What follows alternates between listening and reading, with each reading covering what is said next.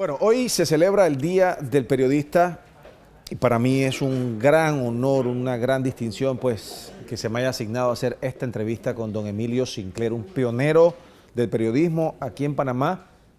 Como dicen por ahí, no se fuma en pipa, 51 años ejerciendo la carrera, don Emilio.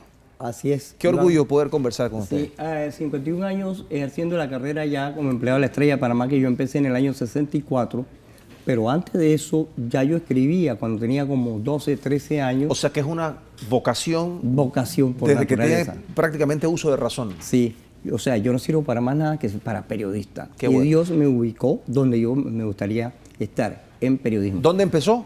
En la Estrella de Panamá. En la Estrella. Ahora, quisiera empezar esta entrevista con una anécdota. Por supuesto. Cuando yo empecé a trabajar en la Estrella de Panamá, en el año 64, ya había ciertas actividades sociales entre los periodistas y había entre esos el baile de la prensa. Okay. Había una pareja que bailaba ahí en el baile de la prensa, él enamorado de la esposa y la esposa. ¿Dónde hacían ese baile? Lo hacía en el Hotel Panamá. O sea, En diferentes plazas. en diferentes plazas. La pareja este señor bailando con la esposa y la esposa estaba encinta.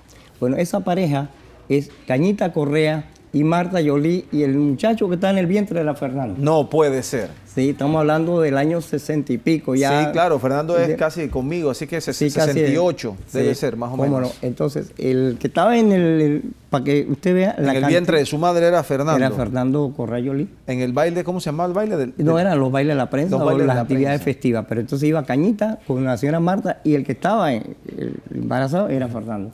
Ha sido una carrera regocijante ha sido de muchos premios, satisfacción. Satisfactoria. Los únicos problemas que tenemos los periodistas siempre es mal remunerado.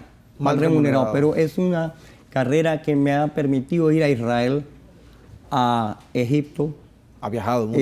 Ha viajado mucho, sí, a la firma de los tratados. Coberturas internacionales que recuerde. Que recuerden los terremotos en Nicaragua. Ajá. Actividades en Guatemala. ¿En qué año fue? ¿En el 70? 70 y pico, 72, 73, por allá fue el terremoto sí. en Nicaragua. En Managua. Sí, también me correspondió acompañar a Manuel Antonio Noriega en varias giras, al general Omar Torrijos, a varios presidentes de Naciones Unidas. Y también recuerdo que participé en el canje de unos guerrilleros. ¿A dónde lo acompañó? ¿A Noriega y a Torrijos? Bueno, a Noriega lo acompañé a Cartagena de Indias, a Nicaragua, a Colombia, a varios, y sobre todo a nivel nacional. ¿Y era un grupo de periodistas que viajaba siempre? Bueno, no, generalmente cuando íbamos con el general Torrijos, el general Torrijos siempre iba en un helicóptero y en otro helicóptero íbamos nosotros. O sea, nosotros los periodistas. Los periodistas. Por eso eran varios periodistas que cubrían. O si no, el general Torrijos iba en un avión y nosotros íbamos en otro. El general Torrijos cuando viajaba con representantes de cada medio informativo. Claro. El general Noriega era más selectivo. El general Noriega era más selectivo. Él invitaba 2 o 3 periodistas y la fotografía la suministraba la Fuerza de Defensa. Entonces, ahora bien, tuve el privilegio, porque es un privilegio haber conocido a 2 personalidades de este país. Omar Torrijos, el general Omar Torrijos y al doctor Arnulfo Arias Madrid. Cada uno era... Líderes políticos indiscutibles, líderes políticos, ¿no? Naturales, cada uno tenía carisma, pero tenían temperamentos diferentes. ¿Cuál era la diferencia más marcada entre uno y el otro? La diferencia marcada entre el general Torrijos era más llevadero con la gente. Era campechano. Más campechano, más tolerante. El doctor Arnulfo Arias era inteligente, pero era más rígido en el trato. Y la gente lo quería. Era simpático ver cómo la gente quería al doctor Arnulfo Arias. A pesar de su rigidez. Rigidez. Entonces, también me permitió conocer a 3 mujeres importantes en la vida política de la nación. Mireya Elisa Moscoso Rodríguez, Mayín Correa y Balbina Herrera. Por ahí escuché en estos días que usted era el niño mimado de Mayín. ¿Eso es cierto? Eso lo inventaron. ¿Por qué dicen eso? No, debe ser porque yo conozco a Mayín hace más de 50 años también. Si yo tengo 51 años de estar en el periodismo, Mayín Correa también tenía algo así parecido. Y ella empezó como cualquiera de estas muchachas. Sí. El periodismo en Panamá tiene elementos buenos. La están germinando nuevas semillas. El recurso humano es valioso. Algunos no lo llevan más o menos como debe ser, pero el recurso humano del periodista panameño... ¿Cuál es la gran diferencia que usted podría marcar entre el periodismo cuando inicia Emilio Sinclair a ejercerlo al periodismo de hoy? Obviamente dejando aparte la tecnología. Bueno, la tecnología es que los periodistas que llegaban anteriormente a los medios de comunicación eran periodistas de vocación. Cuando una persona, un muchacho tenía vocación para el periodista, siempre terminaba en un periódico llevando un papelito con un articulito, un poemita o algo que había escrito. Ahora los periodistas salen de la universidad. Entonces la universidad los forma, pero no los forja. O sea, el periodista se forja es en las redacciones, como están haciendo ustedes aquí. Claro. Fernando, Lupe, los muchachos que salen a la televisión. Ellos se están forjando aquí. Ellos pueden venir con buenos títulos, con buenos grados académicos, pero el medio los forja. ¿Cuál es la cobertura más importante que ha hecho usted?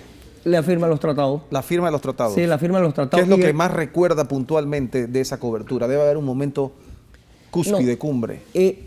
En el plano histórico fue la firma de los tratados, pero era una ceremonia normal como cualquiera otro. Se firmaban unos documentos en la sede de la Unión Panamericana en Washington.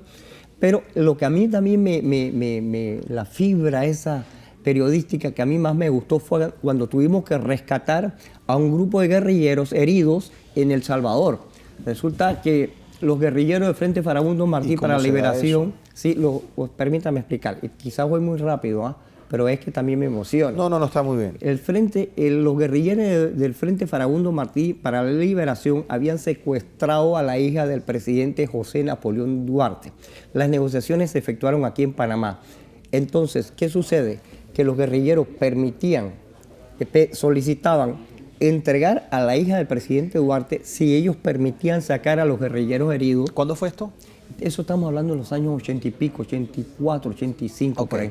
Entonces, era comandante de la Fuerza de Defensa del general Manuel Antonio Noriega, y el general Noriega me llama y dice, oye, Emilio Sinclair, me gustaría que tú nos acompañaras en este canje de guerrilleros por la hija. Y entonces nosotros vamos a El Salvador, estaba Papo Córdoba, era mayor Córdoba, estaba Sangre, ¿cómo se llama? Gibson, y un grupo, Díaz, y vamos y estacionamos un avión de la Fuerza de Defensa al final de la pista del aeropuerto Ilopango, mientras que se recogían a todos esos guerrilleros heridos, había que verlos, gente que no tenía pierna. ¿Le tocó reportar todo eso a usted entonces? Sí, además yo estaba participando en el canje. Claro, pero obviamente después que eso se concreta, pues reportarlo como noticia. Sí, yo lo reporté como noticia cuando regresamos a Panamá. Eso fue lo más significativo para mí.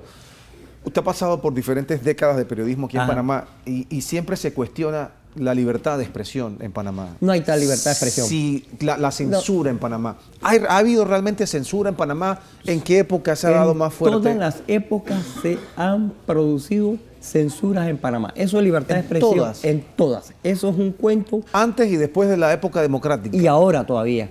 Porque tampoco algunos periodistas quizás abusan mucho de lo que llaman la libertad de expresión y se le van las manos. O sea, ¿lo confunden con lo que se dice libertinaje quizás? Eso es exactamente lo que usted está diciendo, se confunde. Entonces, a veces hay que tener controles. Hay que tener controles y cuando se controlan las cosas, el periodista dice, están afectando mi libertad de expresión. Eso no es así. Yo no puedo llegar a una televisora o a un medio y hablar de usted sin tener los fundamentos. Y además, los periodistas están siendo utilizados por los políticos para atacar a los contrarios. Claro. Entonces, no hay tal libertad de expresión a como dé lugar, ni en los Estados Unidos.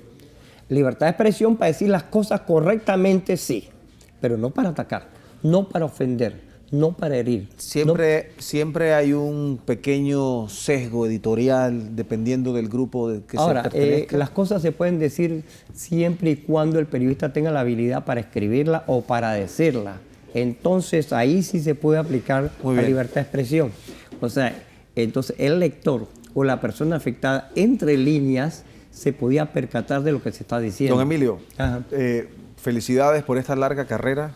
Pues yo lo felicito a usted exitosa, también. Y de verdad que es un gran placer conversar con usted en el día de periodista. Bueno, antes de terminar, si yo tengo 51 años de estar en periodismo, usted va a tener 70.